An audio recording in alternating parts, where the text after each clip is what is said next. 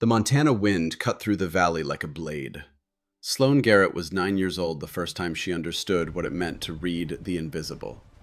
Her father, Eli, knelt beside her in the tall grass, his calloused hand steady on her small shoulder. "Close your eyes," he said. She obeyed. The world went dark, but the wind remained. It whispered across her face, cool and persistent, carrying the scent of pine and distant rain. "What do you feel?" Eli asked. "The wind, coming from the left." "How fast?" Sloane hesitated. She was just a child. How could she possibly know? But Eli was patient. He always was. So she focused. She felt the pressure against her cheek, the way it tugged at her hair. "Maybe 7 miles per hour?" When she opened her eyes, Eli was smiling. Not the broad grin he gave when she did something cute, but the quiet smile of a man who had just witnessed something rare. "8," he said, "but you're learning." He placed the rifle in her hands. It was a Remington 700 chambered in .308 Winchester. Too heavy for a 9-year-old, but Eli never believed in training wheels. The stock was worn smooth from decades of use, and the scope had a small crack in the housing that Eli refused to replace. He said it gave the rifle character. "Target is 600 yards downrange," Eli said, pointing to a steel plate barely visible against the brown hillside. "Wind is 8 miles per hour, left to right. What's your hold?" Sloane did the math in her head. Her father had taught her the formulas before she learned long division in school. Wind speed times distance divided by 100, then adjusted for the bullet's ballistic coefficient. For a .308 at 600 yards, with an 8 mile per hour crosswind, she needed to hold approximately 2.5 inches right, she said. "Good, now prove it." Sloane settled into the prone position, just like Eli had taught her. Elbows in, body straight, cheek weld firm against the stock. She found the target in the scope, a dark blur against the earth. Her heart hammered in her chest. This was the farthest shot she had ever attempted. "Breathe," Eli said softly. "In, out, pause at the bottom. That's where you live." Sloane inhaled. The world expanded. She exhaled. The world contracted. At the bottom of that breath, there was a moment of perfect stillness. Her finger found the trigger. Smooth pressure. Steady. Steady. The rifle kicked. The sound cracked across the valley like thunder. 2 seconds later, the steel plate sang. Eli didn't say anything. He just nodded once, stood up, and walked back toward the truck. But as he passed, he rested his hand on her head for just a moment. That touch said everything. That summer, Sloane lived at the range. Every weekend, she and Eli would drive out to the valley with boxes of ammunition and spend entire days shooting. He taught her to judge wind by watching grass bend and leaves flutter. He taught her to compensate for temperature and humidity. He taught her that shooting wasn't just about pulling a trigger. It was about reading the world, understanding physics, respecting the mathematics of ballistics. By the time she was 12, Sloane could consistently hit targets at 800 yards. By 14, she was shooting 1,000. Her classmates played soccer and went to dances. Sloane spent Friday nights calculating bullet drop and studying atmospheric conditions. She didn't mind. The rifle made sense in ways that school never did. There were no politics at the range, no social hierarchies, just the target, the wind, and the math. Either you made the shot or you didn't. At 15, Eli entered her in her first competition, a local match at a gun club 3 counties over. Sloane was the youngest competitor by a decade, the only female. Men twice her age looked at her with a mixture of amusement and dismissal. She won by 40 points. The next year, she won the state championship in her age division, then the regional. By 16, she was shooting against adults in open division and beating most of them. That's when everything changed. 7 years later, Sloane stood in front of 300 people at the Montana State Long Range Championship. She was 16, the youngest competitor in the field, the only female. She had qualified with a perfect score in the preliminaries, and now she was in the finals, tied for first place with a man twice her age. The final stage was brutal. 1,000-yard cold bore shot. One round, one chance. wind gusting between 12 and 15 miles per hour. The target was a 10-inch circle. Miss, and she would lose everything. Sloane sat up behind the rifle. The same Remington 700 her father had given her. The same cracked scope. She ran through the calculations. Elevation, wind, Coriolis effect at this latitude. She adjusted the turrets. Click, click, click. Behind her, someone coughed. Then someone else. The crowd was restless, impatient.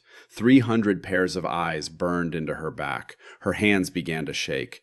She tried to breathe the way Eli had taught her, but the air wouldn't come. Her lungs felt tight. The crosshair in her scope danced and wobbled. She couldn't steady it. "Take your time," the range officer said, but his tone suggested otherwise. Sloane squeezed the trigger. The shot felt wrong the moment it left the barrel. Through the scope, she watched the bullet impact 8 inches low and 6 inches right. A complete miss. The crowd murmured. Someone laughed. Sloane's face burned with shame as she stood up and walked off the firing line. Eli was waiting at the edge of the range, his expression unreadable. "I'm sorry," Sloane whispered. Eli shook his head. "Don't apologize for missing. Apologize for letting them get in your head." But Sloane couldn't shake it. That night, she lay in bed replaying the shot over and over. The shaking hands, the unsteady crosshair, the laughter. She had choked. Completely and utterly choked. And everyone had seen it. The invitations kept coming. Other competitions, higher stakes. Eli encouraged her to try again, but Sloane refused. Every time she thought about standing on a firing line with people watching, her chest tightened and her hands started to shake. "You can't let one bad shot define you," Eli told her. But it already had. 2 years later, Eli Garrett died of pancreatic cancer. He went fast. 6 weeks from diagnosis to funeral. Sloane was 18, about to graduate high school. She sat beside his hospital bed in those final days, holding his hand, watching him fade. On the last day, when the morphine made his words slur and his eyes drift, he squeezed her hand and pulled her close. "Your gift," he whispered. "It's a responsibility, not a trophy. You understand?" Sloane nodded, even though she didn't fully understand. Not then. "Promise me," Eli said. "Promise me you'll use it, when it matters." "I promise, Dad." He smiled. Then he closed his eyes and never opened them again. Sloane enlisted in the Army 6 months later. She could have gone to college. She had the grades. But college felt hollow without Eli. The Army felt like the only place where his lessons still meant something. She tested high on the marksmanship evaluations during basic training, but when her drill sergeant suggested she try out for a sniper program, Sloane declined. "Why not?" the sergeant asked. "You've got the scores." "I'm better with my hands," Sloane said. "I want to work on weapons, maintenance, repair." It was a lie, but it was easier than explaining the truth. Easier than admitting that she was terrified of standing in front of another crowd, another set of expectations, and choking again. So Corporal Sloane Garrett became an armorer. She fixed rifles. She calibrated optics. She cleaned carbon from gas tubes and replaced worn-out firing pins. It was quiet work, invisible work. No one expected anything from her except that the weapons functioned when they pulled the trigger. That was exactly what she wanted. By 2014, Sloane was 23 years old and deployed to Forward Operating Base Sidewinder in eastern Afghanistan. The FOB was a dusty collection of plywood huts and HESCO barriers perched on a hillside overlooking the Tangi Valley. It housed roughly 200 soldiers, mostly infantry, along with a smattering of support personnel. Sloane's world was the armory, a cramped concrete room filled with rifles, machine guns, grenade launchers, and enough ammunition to level a small city. She spent her days at a workbench under flickering fluorescent lights, disassembling weapons, inspecting parts, making notes in a battered green logbook. The infantrymen called her Mouse. Not to her face, usually, but she heard it whispered in the chow hall and the motor pool. Mouse. Because she was small. 5'3" and barely 120 pounds. Because she was quiet. Because she kept her head down and never made eye contact with the pipe hitters who swaggered through the armory demanding immediate service. She didn't mind the nickname. It meant they underestimated her. That was fine. Underestimation was camouflage. Sergeant Major Declan Thorne was the platoon leader. 41 years old, barrel-chested, with a shaved head and a jaw that looked like it had been carved from granite. He was a ranger. 20 years in service. 3 deployments to Iraq, 2 to Afghanistan. He had seen more combat than most men see in a lifetime, and he wore that experience like armor. Thorne tolerated Sloane because she was good at her job. The weapons she serviced never malfunctioned.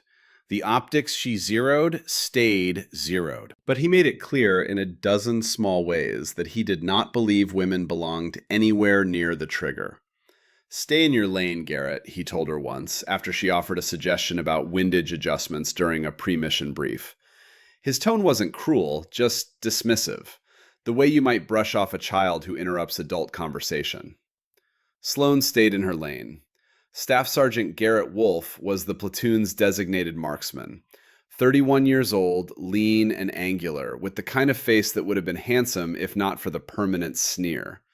He carried an MK-21 precision sniper rifle, a beautiful weapon, chambered in .338 Lapua Magnum, effective range of 1,500 meters. Wolfe treated that rifle like a trophy wife. He cleaned it obsessively, checked the zero daily, and bragged constantly about his confirmed kills. But Wolfe wasn't as good as he thought he was. Sloane knew this because she was the one who zeroed his rifle. She was the one who adjusted the scope after every mission, and she noticed the pattern. Wolfe's shots drifted left, consistently, about 2 inches at 500 meters. It wasn't the rifle. The rifle was perfect. It was Wolfe. He was flinching, anticipating the recoil, a bad habit that no amount of equipment could fix. But when Wolfe missed a target during training, he blamed the rifle. And by extension, he blamed Sloane. "Your zero is off," he snapped at her after one particularly embarrassing miss. "The zero is perfect, Sergeant," Sloane said quietly, not looking up from the weapon she was cleaning. "You're pulling left."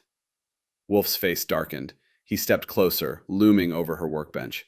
"You calling me a bad shot, Corporal?" Sloane kept her eyes down. "No, Sergeant. Just saying the rifle is fine."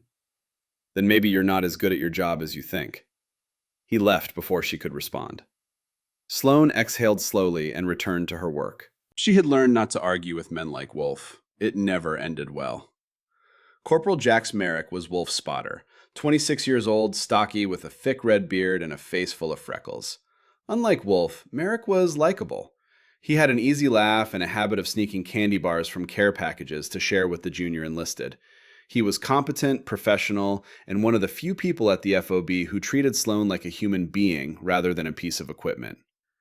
"Wolfe's an ass," Merrick told her one day, leaning against the armory doorframe. "Don't take it personal." "I don't," Sloane said, and it was mostly true. "You ever think about going sniper?" Merrick asked. Sloane's hands paused for just a fraction of a second. Then she resumed disassembling the bolt carrier group in front of her. "No," she said.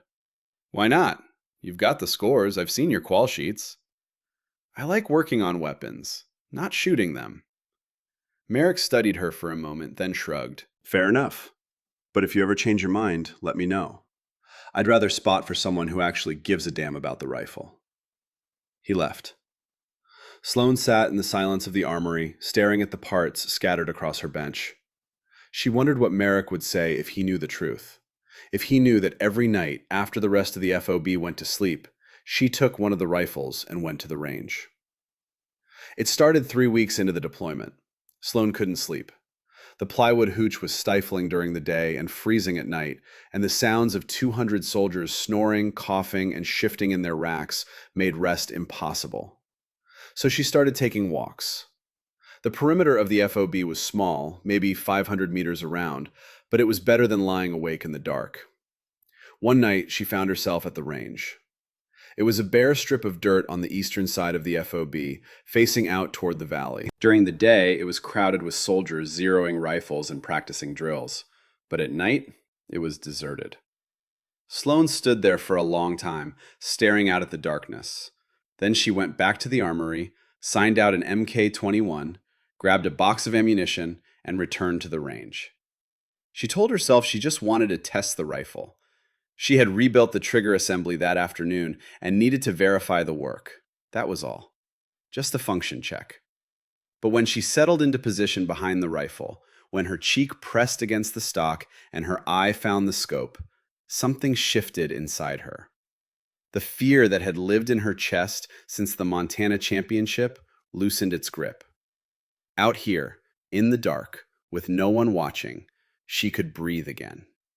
She fired 10 rounds at a target 1,500 meters downrange, a steel plate the size of a dinner plate. In the darkness, she couldn't see the impacts. She just listened. The crack of the rifle, the 2-second delay, then the faint, distant ring of steel. 10 shots, 10 hits, all within a 6-inch group. When she returned to the armory and logged the rifle back in, her hands were steady. For the first time in years, she felt like herself. After that, she went to the range every night. She told herself it was maintenance, quality control. But deep down, she knew the truth. She was testing herself, trying to figure out if the girl who choked in Montana was gone, or if she was just hiding. The night Jax Merrick followed her, Sloane didn't notice him until she had already fired 8 rounds. She was focused, locked in, her world reduced to the scope and the target. When she finally sat up to check her brass, she saw him standing 20 feet behind her, arms crossed, watching. Her heart lurched. She waited for the mockery, the questions, the inevitable revelation that would spread through the FOB by morning. Mouse thinks she's a sniper. But Merrick just walked over and sat down beside her. "How long have you been doing this?" he asked. "A while." "Every night?" "Most nights." Merrick nodded slowly. He picked up one of the spent casings and turned it over in his fingers. "I'm not going to tell anyone," he said. "Why not?" "Because it's none of their damn business." He looked at her. "But I have to ask, why are you hiding?"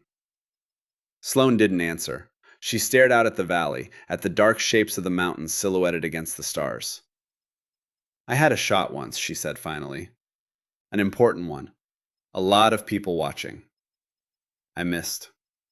Everyone misses. Not like I did." Merrick was quiet for a moment. Then he stood up and brushed the dust off his pants. "You know what I think?" he said. "I think you've never had a real reason to shoot. When you do, you won't miss."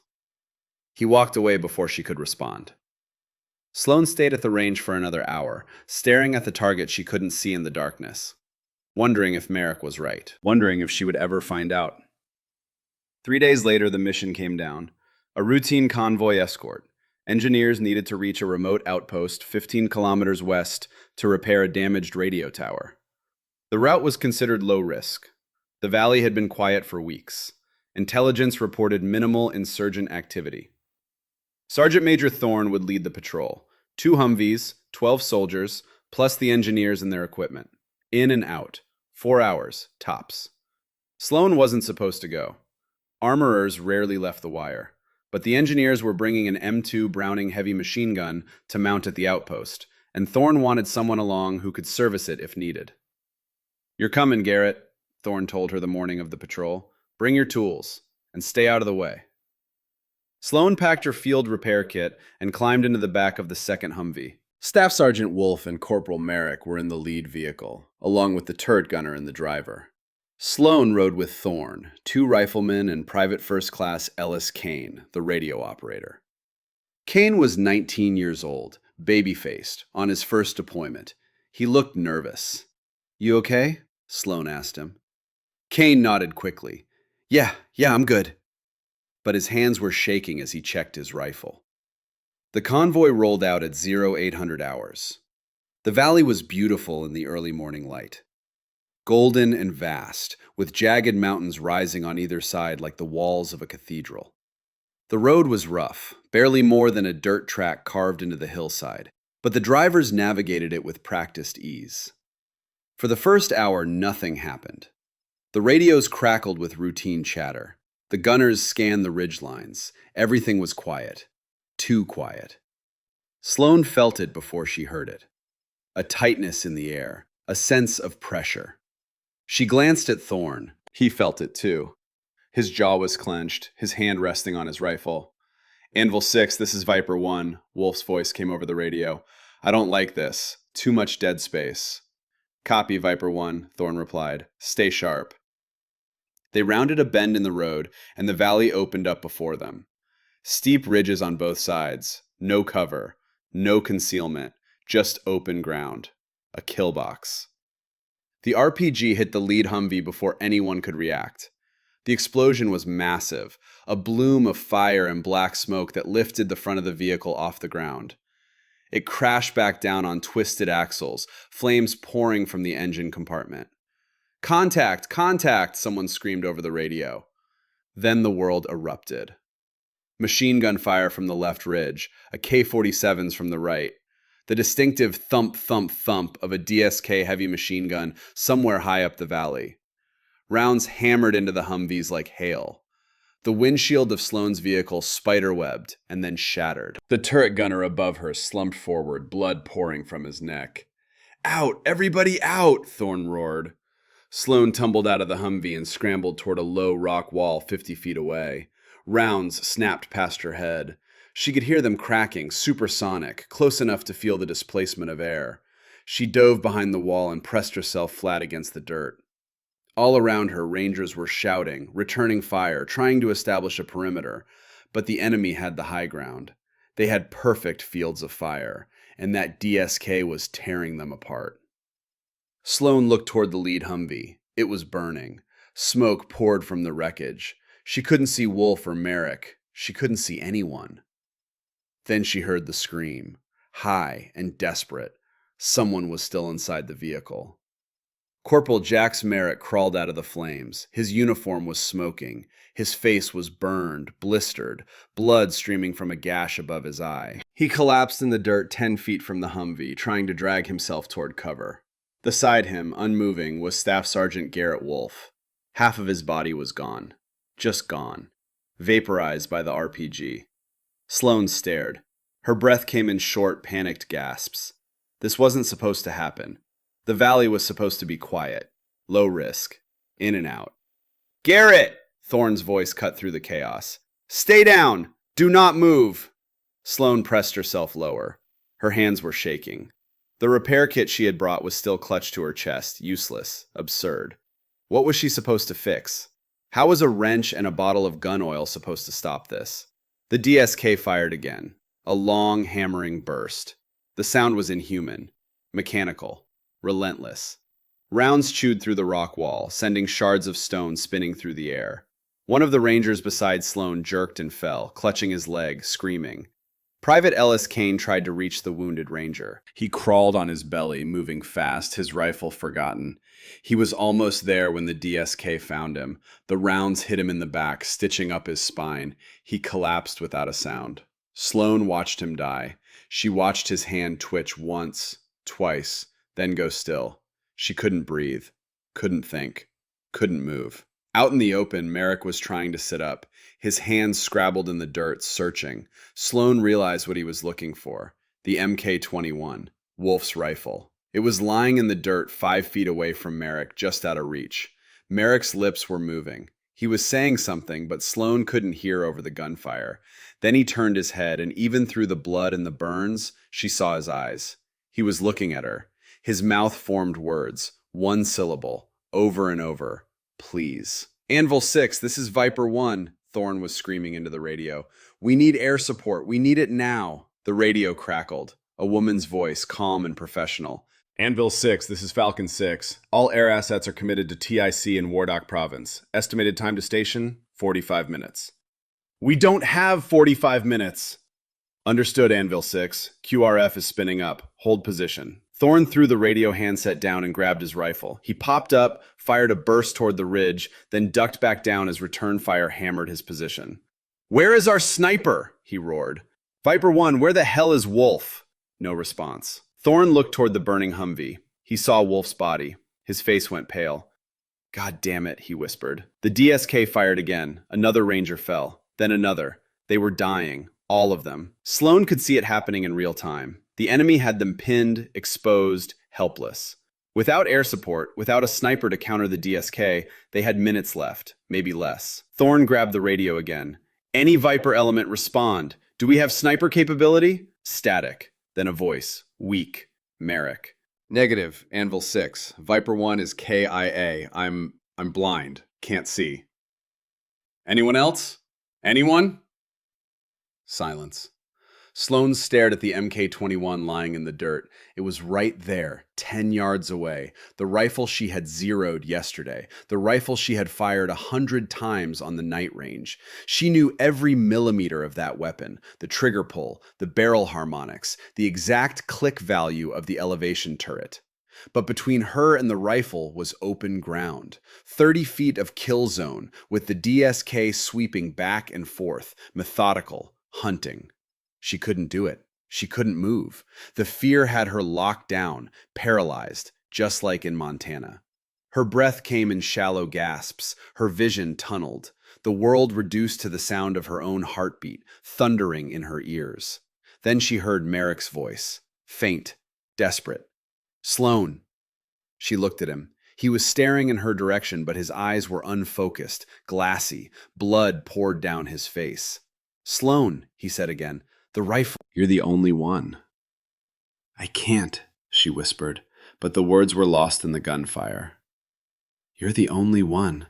Sloane closed her eyes. She saw her father, kneeling beside her in the Montana grass, his hand on her shoulder, steady, certain. Close your eyes. What do you feel? She felt the wind, left to right, maybe 8 miles per hour. She felt the weight of the rifle in her hands, the smooth stock, the cracked scope. She felt the promise she had made. When it matters, Dad. I'll use it when it matters. Sloane opened her eyes. The fear was still there, but beneath it, colder and harder, was something else. Resolve. She dropped the repair kit. She took a breath, and then she moved. Sloane moved without thinking. The moment thought entered the equation, fear would follow. So she acted on pure instinct, the muscle memory her father had drilled into her over 1,000 sessions in the Montana hills. She low-crawled, body flat against the earth, elbows driving forward, legs pushing. The technique was called the individual movement technique, and it was designed for exactly this, moving under fire, staying below the line of sight, becoming invisible. The DSK was firing in bursts now, 3-second intervals. Thump, thump, thump, thump. Pause. Traverse. Thump, thump, thump, thump. The gunner was methodical, professional. He was walking fire across the American position, systematically destroying cover and flesh. Sloane counted the rhythm. 3 seconds on target, 2 seconds to traverse. 3 seconds on the next target. During those 2-second windows, she moved. 5 feet. Stop. Press into the dirt. Wait for the next burst. 5 more feet. Sweat poured down her face. Her fingers clawed at the rocky ground. Somewhere behind her, Sergeant Major Thorn was screaming her name, ordering her to get back, calling her insane. She blocked it out. There was only the rhythm, the count, the distance. 10 yards. 8. 6. A round cracked past her head, so close she felt the heat. Not from the DSK, from a different weapon, an AK-47 on the right ridge. Someone had spotted her. She pressed herself into a shallow depression in the earth, making herself as small as possible. Another round struck the ground 6 inches from her face, spraying dirt into her eyes. She blinked hard, vision blurring, then kept moving. 4 yards. 3. Her hand touched something warm. Wet. She looked down and realized she was crawling through Wolf's blood. It soaked into her uniform, sticky and dark. She forced herself not to look at his body, not to see what was left of him. 2 yards. The MK-21 was right there, beautiful and terrible. 30 pounds of precision machinery. Sloane grabbed it with both hands and rolled left, dragging the rifle with her. Rounds chased her movement, kicking up geysers of dirt.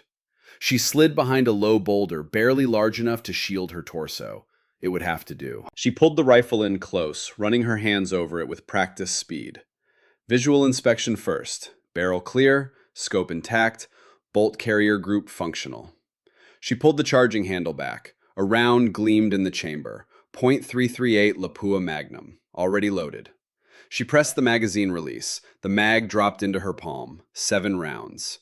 She slammed it back in and cycled the bolt. The action was smooth, perfect. She had cleaned this rifle herself 2 days ago. She knew it intimately.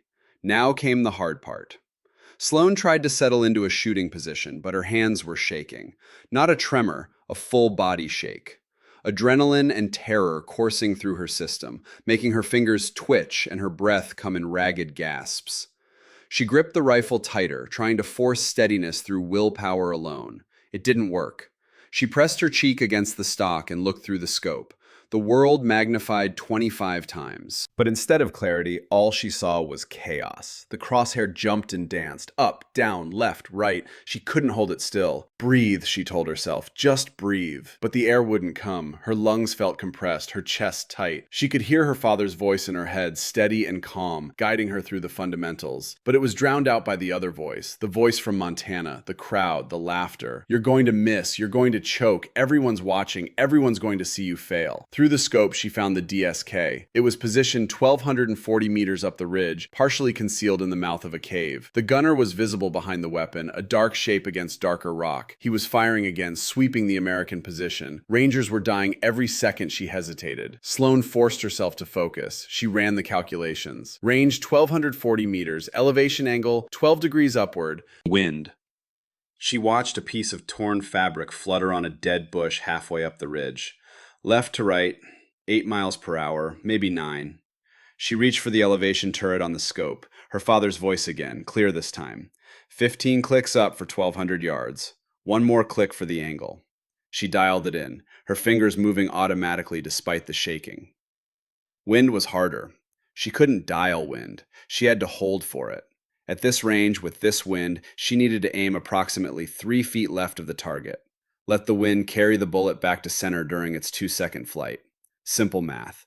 She had done it 1,000 times, but never with her hands shaking like this. Never with people dying around her. Never with 300 meters of open air and a professional machine gunner who would see her muzzle flash the moment she fired. She settled the crosshair on the gunner, or tried to.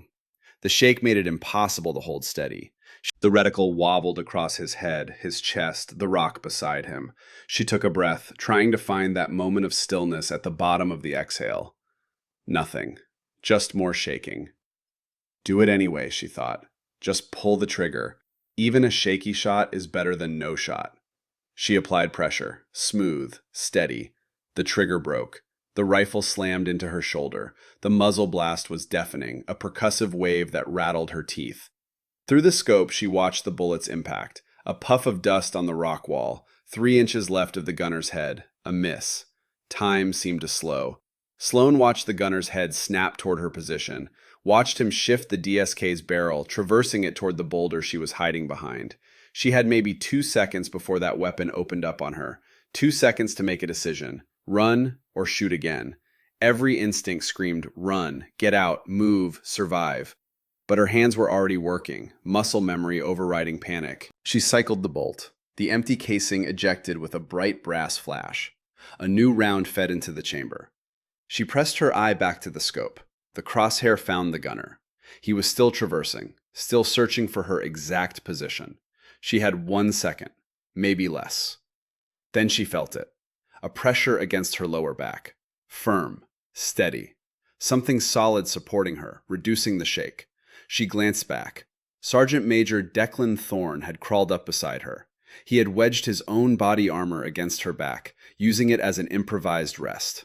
His face was inches from hers, covered in dust and blood from a gash across his forehead.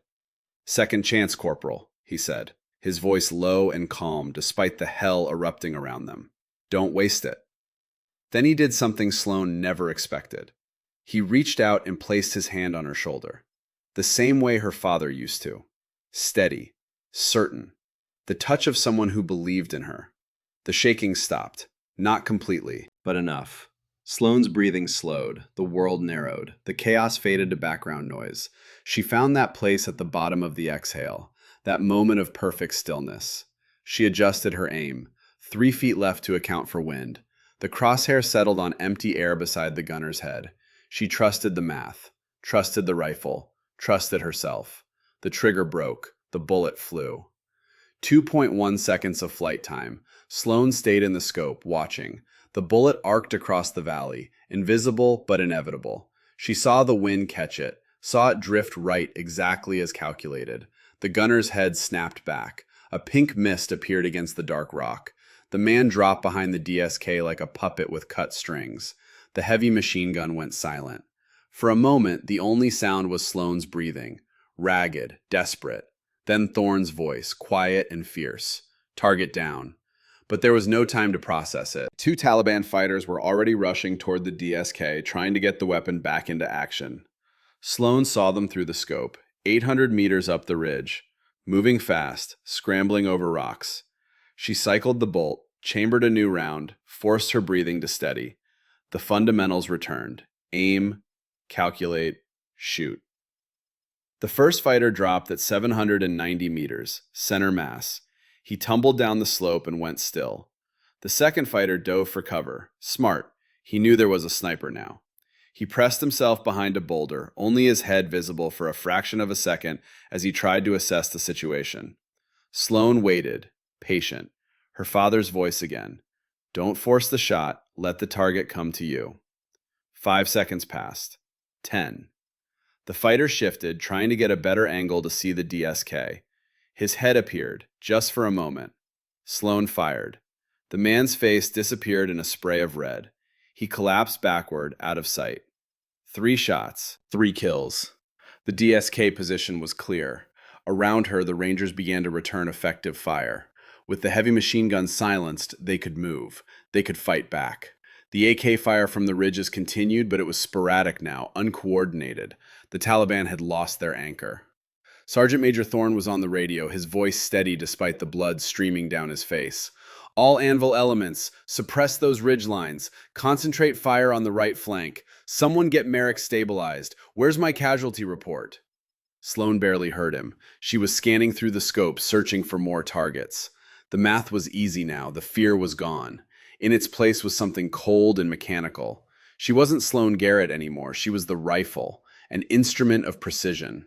Then she heard it, a new sound, the roar of an engine, loud and getting louder. Technical, 3 o'clock, someone screamed. Sloane swung the rifle right. Through the scope, she saw it. A Toyota pickup truck, modified with a roll cage and armor plating. It was tearing across the valley floor from a ravine on the right flank, bouncing over the rough terrain at 40 miles per hour. Mounted in the truck bed was a recoilless rifle, a Soviet SPG-9, capable of punching through armor like tissue paper. If that weapon got into position, it would destroy what was left of the convoy in seconds. "I can't get a lock," one of the Rangers yelled. He had a Javelin missile launcher, but the truck was moving too fast, too erratic. "It's all over the place!" "Suppress it," Thorne ordered. "No!" Sloane's voice cut through the chaos, loud, commanding, nothing like the quiet mouse from the armory.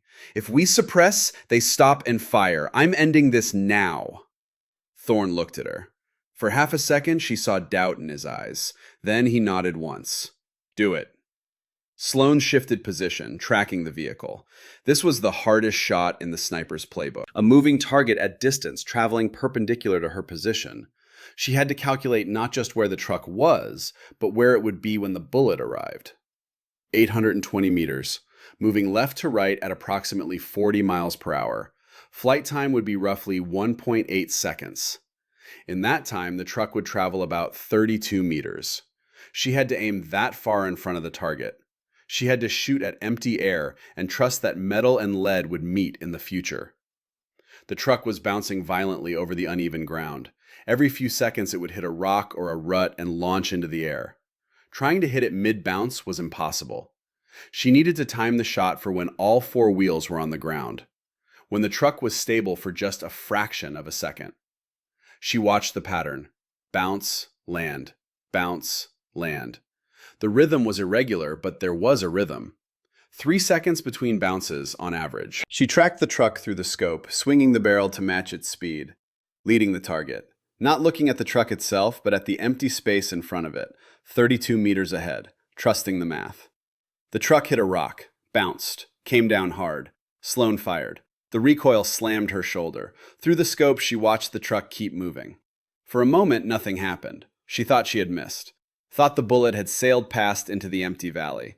Then white steam exploded from the hood. The engine block shattered. The truck lurched violently to the right as the front axle seized. The driver overcorrected. The vehicle tilted, caught an edge, and flipped. It rolled once, twice, 3 times. Metal screamed and glass shattered. The recoilless rifle tore free from its mount and tumbled away. The truck came to rest on its roof in a shallow ravine. For 2 seconds there was silence. Then the ammunition in the truck bed cooked off.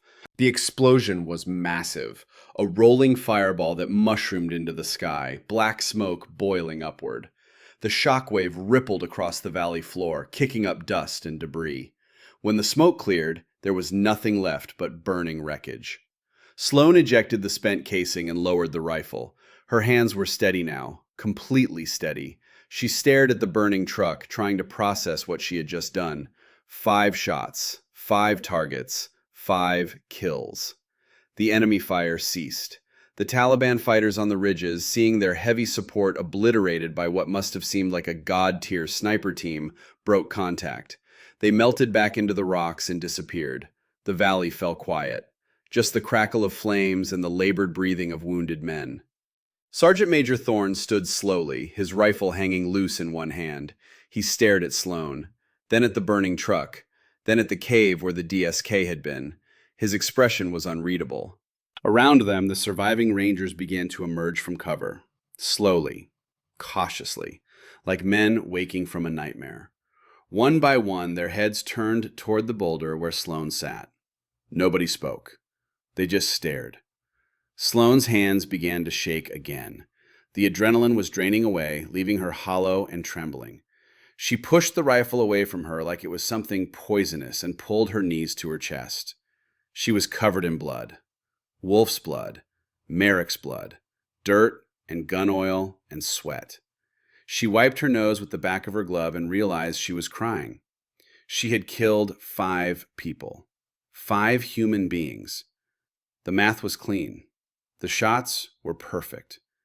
But the reality was something else entirely. Thorne walked over to her. His boots crunched in the gravel. The sound was very loud in the sudden quiet. He knelt down beside her, moving slowly, like he was approaching a spooked animal. He didn't say anything at first. He just looked at her. Really looked at her, like he was seeing her for the first time. Then he reached into his pocket and pulled something out. A small patch of fabric, tan and brown with a skull and crosshairs embroidered in black thread. A sniper tab. "This belonged to my brother," Thorne said quietly. "He was Scout Sniper, Marine Corps. Died in Fallujah, 2004. He turned the tab over in his fingers. "I've carried this for 10 years. Told myself I'd give it to someone who earned it." He held it out to Sloane. She stared at it, not understanding. "You just saved 23 lives with 5 rounds, Thorne said. "I've been in this business for 20 years. I've worked with JSOC shooters, Delta, SEALs. I've never seen shooting like that." He paused. "You're not an armorer, Garrett. You're a reaper." Sloane took the tab with shaking hands. The fabric was worn soft from years of handling. She could feel the weight of it. Not the physical weight, but something else. Legacy. Responsibility. Thorne stood and offered her his hand. She took it. He pulled her to her feet. The other Rangers had gathered in a loose semicircle. Faces she knew. Men who had called her Mouse, who had ignored her, who had treated her like furniture. They looked different now. Their expressions had changed. One of them started clapping. Slow, deliberate. Then another joined in. Then another.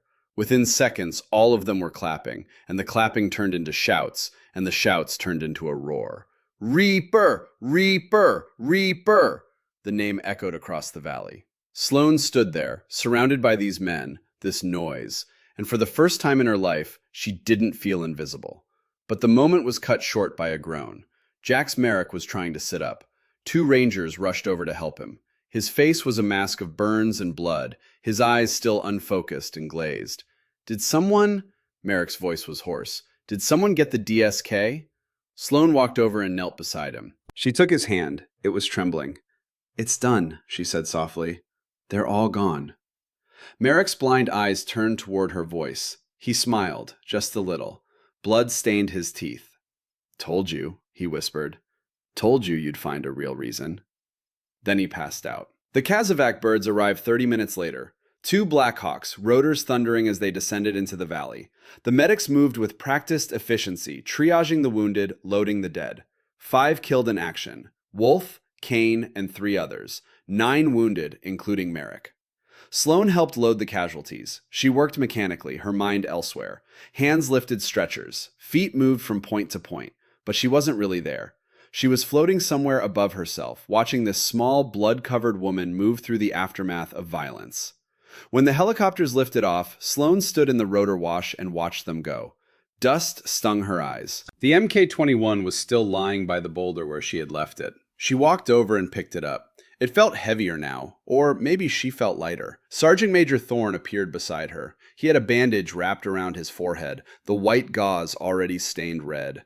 Command wants a full debrief when we get back, he said. They're going to have questions. What kind of questions? The kind that end with you in sniper school. Sloane looked down at the rifle, at the scope with its slight crack in the housing. She thought about Wolf, who had treated this weapon like a trophy. She thought about her father, who had taught her that a rifle was a tool, a responsibility. I don't know if I want that, she said. Thorne was quiet for a moment. Then he said something she didn't expect. I was wrong about you, about women in combat. I thought you didn't have the nerve. He looked at her. But nerve isn't the hard part. Any idiot can be brave. The hard part is being good. And you're the best I've ever seen. He walked away before she could respond. The convoy limped back to FOB Sidewinder. One vehicle destroyed, the other barely functional. The survivors rode in silence, each lost in their own thoughts. Sloane sat in the back of the Humvee, the Mk-21 cradled in her lap, and stared at nothing. When they rolled through the gate, half the base was waiting. Word had spread. Mouse, the armorer, had single-handedly broken an ambush, saved the patrol, made shots that belonged in a training manual. People stared as she climbed out of the vehicle. Sloane kept her head down and walked straight to the armory. She logged the Mk-21 back in, cleaned the blood off the stock, and checked the barrel for damage. Everything was perfect. The rifle had performed flawlessly. She wished she could say the same about herself. That night, she lay in her rack and stared at the ceiling. The hooch was dark and quiet. Outside, she could hear the generator humming and the distant sound of voices from the command tent. Normal sounds. The world continuing as if nothing had changed. But everything had changed. She pulled out the sniper tab Thorne had given her and held it up to the dim light. The skull and crosshairs, the symbol of a profession she had spent years avoiding. She traced the stitching with her finger and thought about Eli Garrett, her father, who had given her this gift and made her promise to use it when it mattered. She had used it, and it had worked. She hadn't choked. She had made the shots. But what did that make her? Sloane closed her eyes and saw the gunner's head snap back, saw the pink mist, saw the truck flip and burn. She had ended 5 lives today, saved 23 others. The math said she had done the right thing, but the math didn't account for the weight. She didn't sleep that night. She just lay there, holding the tab, wondering if her father would be proud or horrified, wondering if there was a difference. The next morning, a runner came to the armory. Sloane was summoned to the command tent. Colonel Bradford Hale wanted to see her. Immediately. The command tent smelled like coffee and diesel fuel. Maps covered every surface. Radios crackled with routine traffic. Staff officers moved between workstations with the practiced efficiency of men who had done this 1,000 times before. Colonel Bradford Hale stood at the center of it all. 54 years old, gray hair cut military short, a face carved from 30 years of service. He wore no body armor, just his combat uniform with the patch of the 75th Ranger Regiment on his shoulder. When Sloane entered, he was studying a map of the Tangi Valley, his finger tracing the route her convoy had taken. He looked up as she approached. His eyes were sharp, evaluating. "Corporal Garrett," he said. His voice was exactly what she expected. Command voice, used to being obeyed. At ease. Sloane relaxed slightly, but not much. She stood with her hands clasped behind her back, eyes forward. Every instinct screamed at her to be invisible, to shrink, to disappear. But she forced herself to stay present. Hale studied her for a long moment. Then he gestured to a folding chair. "Sit." She sat. He remained standing. Classic interrogation posture, looming, establishing dominance. Sloane had seen it before. She kept her face neutral. "I've read Sergeant Major Thorne's after-action report," Hale said. 5 targets, 5 kills. Longest shot 1,240 meters. Moving target at 820 meters. All under fire. All in under 3 minutes. He paused. "That's not luck, Corporal. That's skill." Sloane said nothing. She didn't know what he wanted from her. Confirmation? Denial? An explanation? "Your personnel file says you're an armorer," Hale continued. 91st Bravo. Graduated top of your class at Aberdeen Proving Ground. No combat experience prior to yesterday. No sniper training. No formal marksmanship instruction beyond basic rifle qualification. He looked at her. "So explain to me how a weapons mechanic makes shots that would challenge a Tier 1 operator." This was the question Sloane had been dreading. The question she had spent years avoiding. She could lie. Tell him she got lucky. Tell him she didn't know how she did it. Walk away and return to the safety of the armory. But she was tired of lying. "My father taught me," she said quietly. "Eli Garrett. He was Army, Ranger Regiment. Later he did competitive long-range shooting. He started training me when I was 9 years old." "Training you for what?" "To be a sniper." The words hung in the air. Hale's expression didn't change, but something shifted in his eyes. Interest. Maybe respect. "Your father had a plan for you," Hale said. It wasn't a question. "Yes, sir. He submitted my name to the Army Marksmanship Unit when I was 17. I was accepted. Full scholarship. National level training." Sloane's voice remained steady, flat. "Then he died. Cancer. I withdrew my application." "Why?" "Because I was afraid." The honesty surprised her. She hadn't meant to say it so directly, but there it was, the truth, simple and brutal. Hale nodded slowly. He pulled over another chair and sat down across from her. Now they were eye level, equals, or close to it. "Afraid of what?" he asked.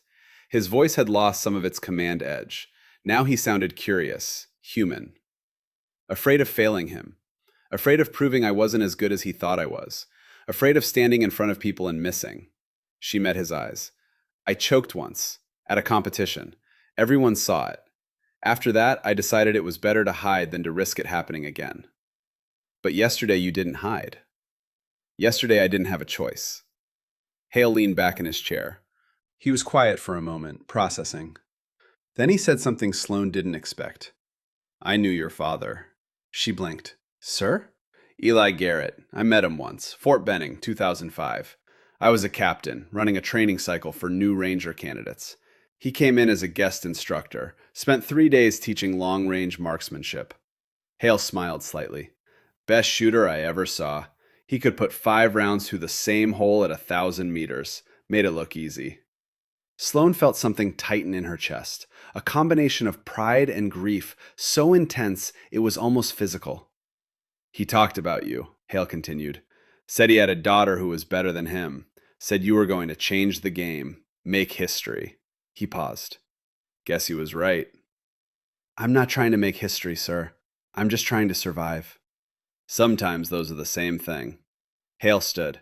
"I'm putting you up for sniper assessment course. First available slot.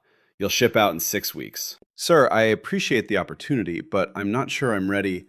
"You saved 23 lives yesterday with 5 shots." Hale's voice cut through her protest like a blade. "You did it under fire, under pressure, with no support. If that's not ready, I don't know what is." "I missed my first shot," Sloane said quietly. "I was shaking so badly I could barely hold the rifle. I almost got everyone killed. But you didn't. You adjusted. You made the follow-up. That's what sniping is, Corporal. It's not about being perfect. It's about being effective when it matters. He walked back to the map. Dismissed. Report to Captain Brennan for psychological evaluation at 1400 hours. Sloane stood and saluted. Hale returned it without looking away from the map. She turned to leave, then paused at the tent entrance. Sir, can I ask you something? Go ahead. What did my father say about me? Specifically? Hale looked at her. For a moment, the hard mask of command slipped. Underneath was something softer, something that might have been compassion. He said you were afraid of your own talent. Said you'd rather be invisible than risk being seen and judged. Hale turned back to the map.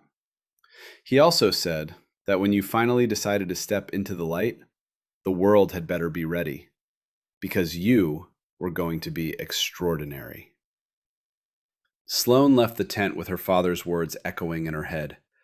Extraordinary. She didn't feel extraordinary. She felt hollow, exhausted, like she had burned through a lifetime of adrenaline in 3 minutes and now had nothing left. Captain Riley Brennan was waiting for her at the medical tent. 35 years old, red hair pulled back in a tight bun, wire-rimmed glasses. She wore the insignia of a clinical psychologist on her uniform, along with a combat medical badge. She had deployed 4 times, seen more trauma than most people could imagine. She gestured to a camp chair inside the tent. Have a seat, Corporal. Sloane sat. Riley pulled up another chair and positioned it at an angle, not directly across, less confrontational. She held a clipboard, but she didn't look at it. She looked at Sloane. How are you feeling? Riley asked. Fine, ma'am. That's not what I asked. I asked how you're feeling. Sloane hesitated. Standard operating procedure was to lie, tell the psych eval what they wanted to hear, get cleared for duty, move on. But something about Riley's expression made her reconsider. There was no judgment there, just patience. Tired, Sloane said. Confused. About what? About what happens now, about who I'm supposed to be. Riley nodded. She set the clipboard down and leaned forward slightly. You experienced something yesterday that most soldiers never experience. You were forced into a life or death situation with no preparation, no support, and no time to think.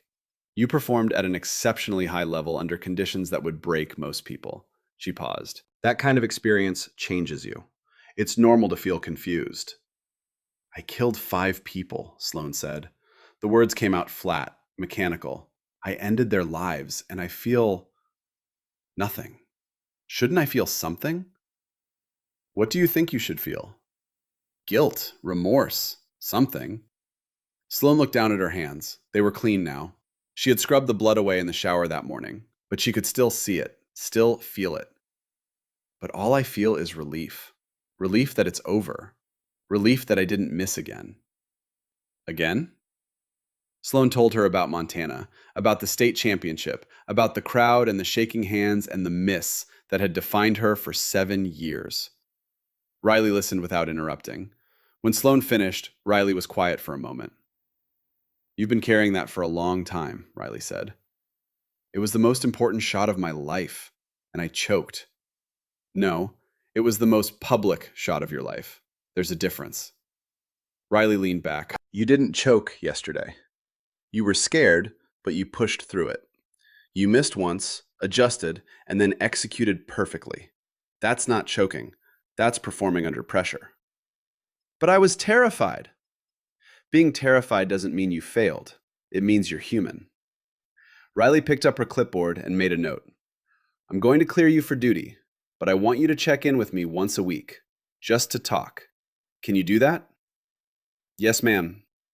And Corporal, about the guilt, or the lack of it. You saved lives yesterday. 23 people are alive because of you. The 5 you killed were trying to kill your friends. That's not murder. That's war. Don't let anyone, including yourself, tell you otherwise. Sloane left the medical tent feeling slightly less hollow. She walked across the FOB, past soldiers who stared at her with a mixture of awe and curiosity. The word had spread.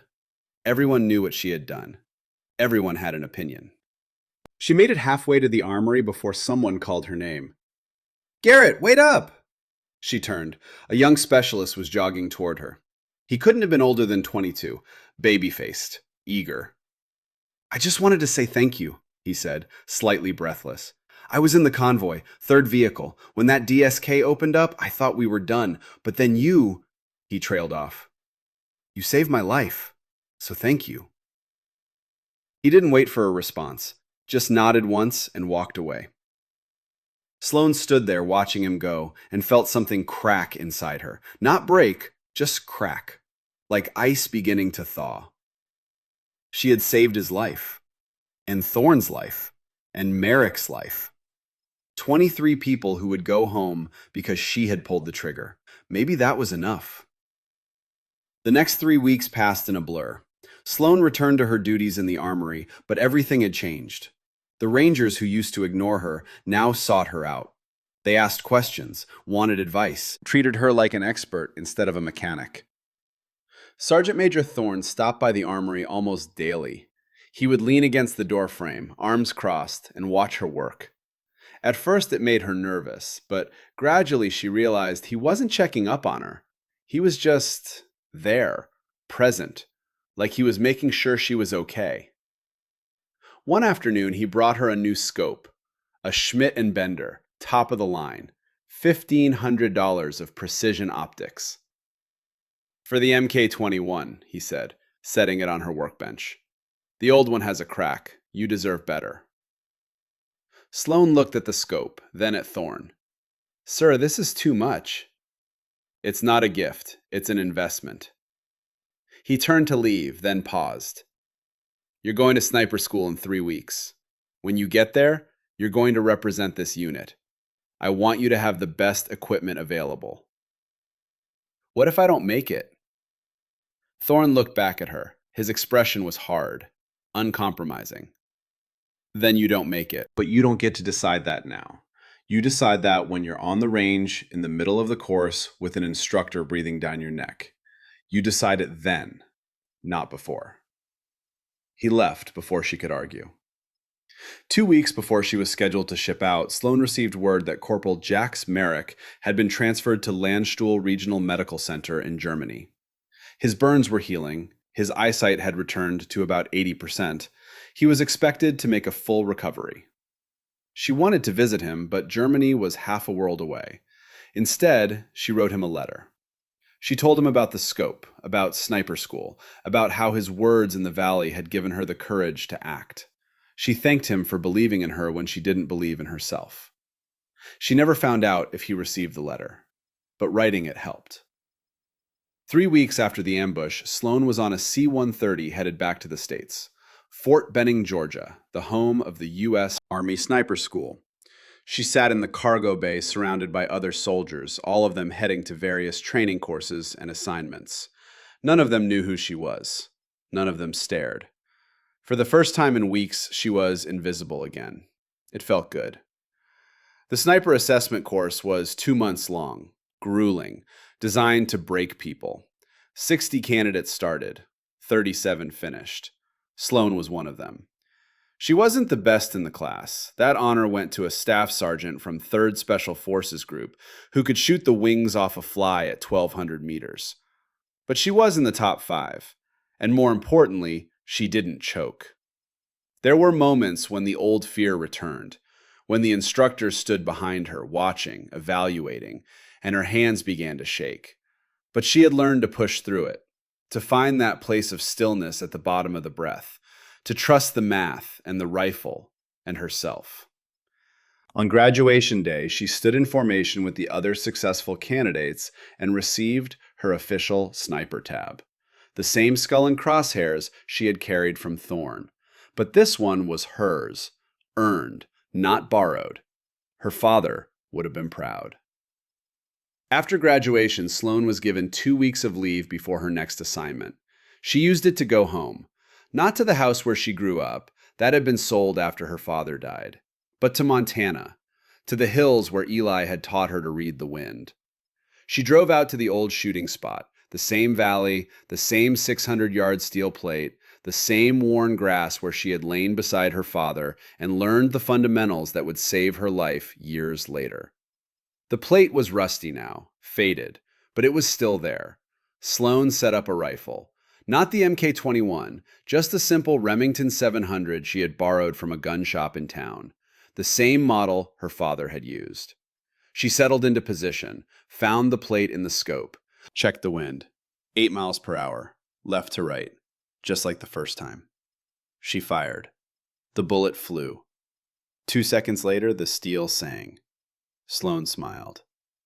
She stayed there for the rest of the afternoon, shooting, remembering, making peace with the girl she used to be.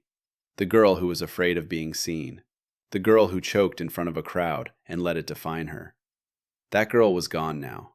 Not erased, just transformed, integrated. She was still part of Sloan, but she wasn't all of Sloan anymore.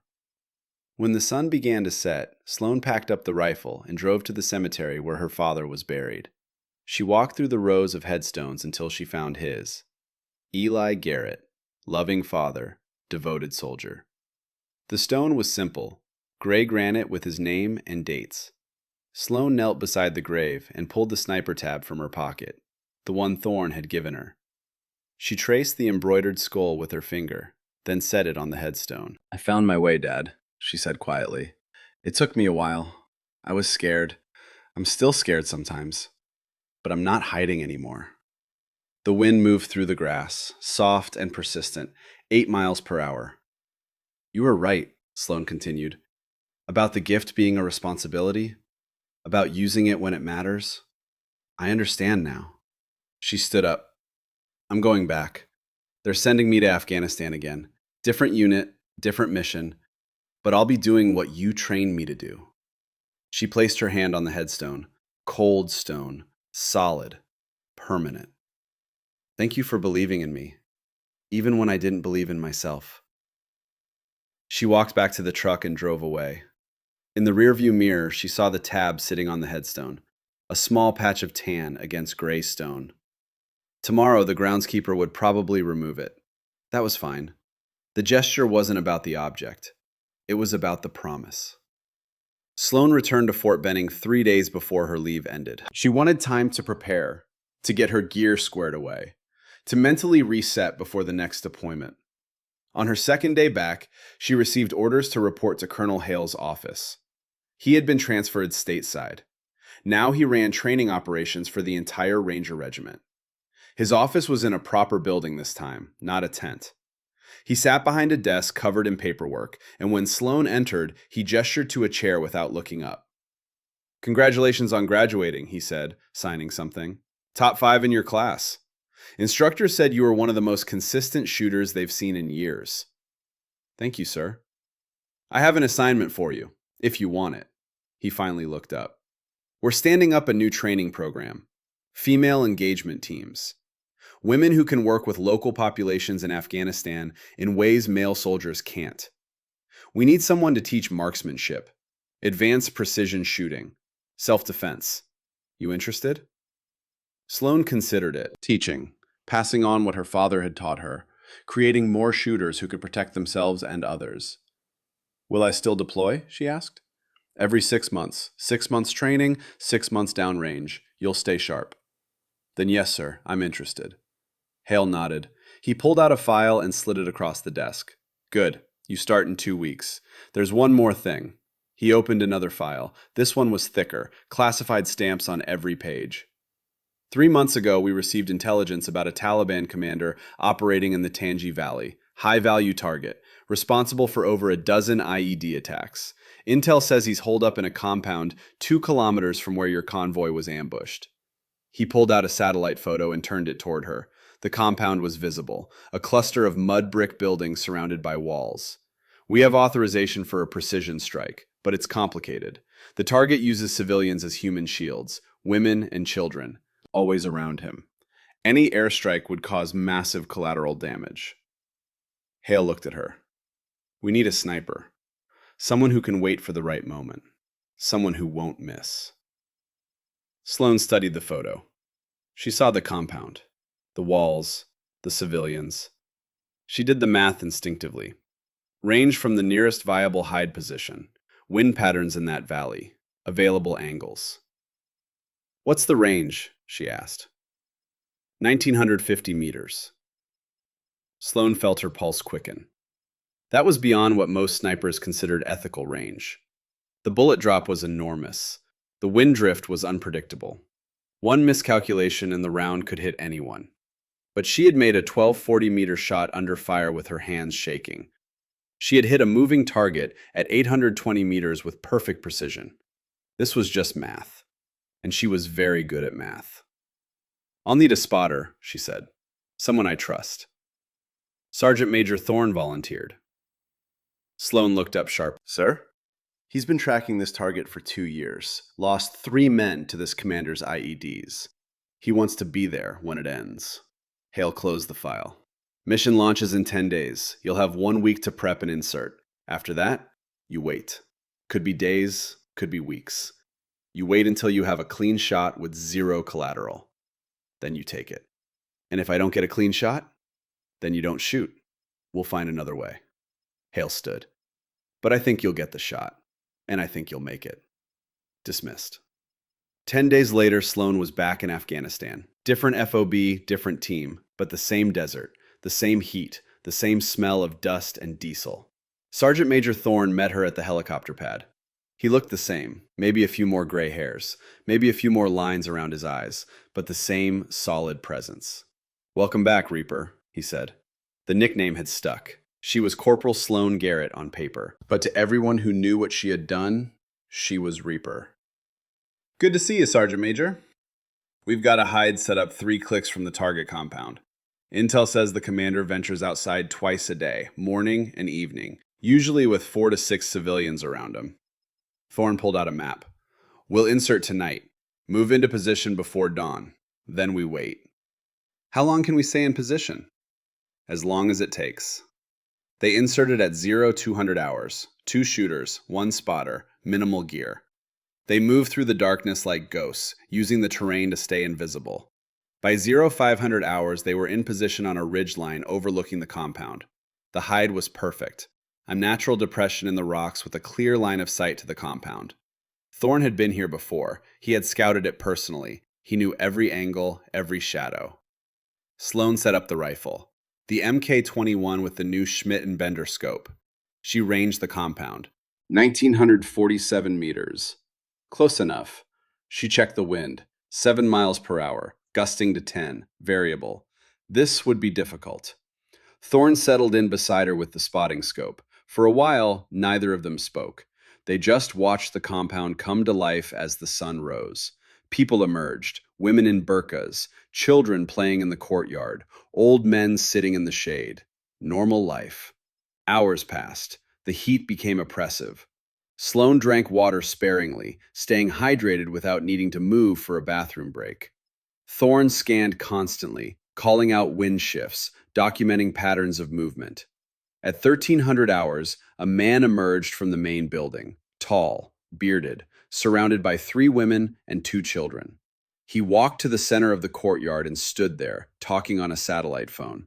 "That's him," Thorne said quietly. "Confirmed by facial recognition. Taliban commander. Name's Habibullah. That's his family around him." Sloane watched through the scope. The crosshair settled on the man's head. Easy shot. But the women and children were less than 2 feet away. If the bullet drifted even slightly in the wind, it could hit one of them. "No shot," Sloane said. "Agreed." They waited. The commander talked on the phone for 20 minutes, then went back inside. Sloane lowered the rifle and drank more water. Her eyes ached from staring through the scope. Her body ached from lying motionless. But she didn't move. Day 2. The commander emerged twice, both times surrounded by civilians. No clean shot. Day 3, the same. Day 4, Thorne spoke for the first time in hours. "You know, when I gave you that tab, I didn't think you'd actually use it." Sloane glanced at him. "What did you think I'd do?" "I thought you'd take it, thank me, and go back to the armory. Stay invisible." He adjusted the spotting scope. "I'm glad I was wrong." "Why did you change your mind about me?" Thorne was quiet for a moment. Because you did something I couldn't do. You were terrified and you acted anyway. Most soldiers, when they're scared, they freeze or they run. You froze for about 5 seconds. Then you made a decision. He looked at her. That's rare. I didn't feel brave. Bravery isn't a feeling, it's a choice. You chose to act. That's all that matters. They fell back into silence. The sun moved across the sky. The compound remained busy with life. On day 7, at 1847 hours, something changed. The commander emerged alone. He walked to the edge of the courtyard, away from the buildings. He stopped at a water pump and began washing his hands. Ritual ablutions before evening prayer. For 30 seconds, he was completely isolated. No civilians within 10 feet. Just him and the water and the empty courtyard behind him. You've got a window, Thorne said quietly, but it's closing fast. Sloane settled behind the rifle. Her breathing slowed. The world narrowed to the scope. She saw the commander, saw the water running over his hands, saw the space around him clear and open.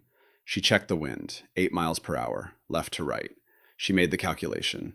At this range, with this wind, she needed to hold approximately 6 feet left. The bullet would drift right during its 3.2-second flight. She found the holdover point. Empty air beside the commander's head. She trusted the math. The crosshair settled. Steady. Perfectly steady. At the bottom of her breath, in that moment of perfect stillness, she squeezed the trigger. The rifle kicked. The shot echoed across the valley. 3.2 seconds later, the commander dropped. He fell straight down, collapsing beside the water pump. Clean, instant, no suffering. Through the spotting scope, Thorne watched for 10 seconds. Then he said, "Confirmed, target down, headshot, no collateral." Sloane lowered the rifle. She felt nothing. No triumph, no guilt. Just a sense of completion. A task executed, a mission accomplished. They exfiltrated immediately, moving fast now, no longer concerned with stealth. By the time the compound realized what had happened, they were 2 kilometers away and closing on the extraction point. The helicopter picked them up at 1930 hours. As they lifted off, Sloane looked back at the valley, at the compound shrinking below them. She thought about the man she had killed, about his family, about the soldiers he had killed with his IEDs. She thought about balance, cause and effect, action and consequence. War wasn't clean, it wasn't simple, but sometimes precision mattered. Sometimes one shot could save dozens of lives. Sometimes the math worked out. Back at the FOB, Colonel Hale was waiting. He shook her hand. "Clean kill, no collateral, target eliminated." He smiled slightly. "You're exactly what your father said you'd be." "What's that, sir?" "Extraordinary." 2 months later, Sloane stood in front of her first class. 12 women, all Rangers, all volunteers for the female engagement team. They sat in folding chairs in a plywood classroom, watching her with a mixture of curiosity and skepticism. Sloane looked at them and saw herself, young, uncertain, hiding. "My name is Corporal Sloane Garrett," she said, "but most people call me Reaper. I'm going to teach you how to shoot. Not just how to pull the trigger, but how to make shots that matter. How to be precise when precision is the difference between life and death." She paused, meeting each woman's eyes in turn. "Some of you are here because you want to prove something. Some of you are here because you were voluntold. Some of you are here because you genuinely want to learn. I don't care why you're here. I only care that you're willing to work." She walked to the whiteboard and wrote a single sentence. "A rifle doesn't care who pulls the trigger. It only cares that they pull it right." "My father taught me that," Sloane said. "It's the most important lesson I ever learned. Your gender doesn't matter, your size doesn't matter, your fear doesn't matter. What matters is your willingness to do the work, to learn the fundamentals, to push through the hard days and keep shooting." She turned back to the class. "I'm not going to lie to you. This training will be difficult. You will be sore. You will be frustrated. You will miss shots you think you should make. That's normal. That's part of the process. But if you stick with it, if you trust the training, you will become dangerous. You will become someone who can protect themselves and others." One of the women raised her hand. She looked nervous. "Corporal, is it true you saved a platoon with 5 shots?" Sloane considered the question. She could lie, downplay it, stay invisible. But she didn't want to be invisible anymore. "Yes," she said simply. 5 shots, 5 targets. It was the hardest thing I've ever done. And I missed the first one. But I adjusted, I kept shooting, and when it was over, 23 people went home alive. She paused. That's what this training is for. Not to make you into some kind of superhero, but to give you the skills to act when it matters. To be the person who doesn't freeze when everyone else does. The room was silent. The women looked at her with new eyes. Not skepticism anymore. Something else. Respect. Maybe hope. Tomorrow we start on the range, Sloane said. Get a good night's sleep. You're going to need it. The class filed out. Sloane stayed behind, erasing the whiteboard, organizing her notes. Through the window, she could see the sun setting over the training range. The steel targets glinted in the fading light. Tomorrow, she would teach these women everything her father had taught her. The fundamentals, the math, the patience.